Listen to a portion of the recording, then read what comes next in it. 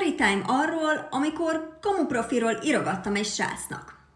Ítélkezz, 13 voltam. Szóval volt egy fiú, akiben nagyon szerelmes voltam, éveken át amúgy, viszont ő nem viszonozta az érzéseimet. Mindig más lányokkal beszélgetett, találkozott, korán kezdtem, itt nem mondjak. Hát és egy összetört szív. Mit tehet ilyenkor? Létrehoztam magamnak egy kamupasit Facebookon, hogy féltékennyé tegyem. Találtam egy random srácról képet Pinteresten, létrehoztam a Facebook profilt, és elkezdtem felépíteni a sztorit. Úgy kellett tűnnie, mintha ő lenne a barátom. Nem is kellett sokat várnom, a kamu profilra érkezett is az üzenet, csak nem attól a sráctól, akitől szerettem volna, hanem az ő haverjától. Érdekelte őket, hogy hogyan ismertük meg egymást, hogy ki vagyok, meg ilyenek, és amúgy egész jól el tudtam játszani, hogy valami álompasi vagyok. És hitték egészen addig, amíg a saját profilomból nem kommenteltem a saját posztom alá, hogy milyen szép vagyok, szeretlek, Marci.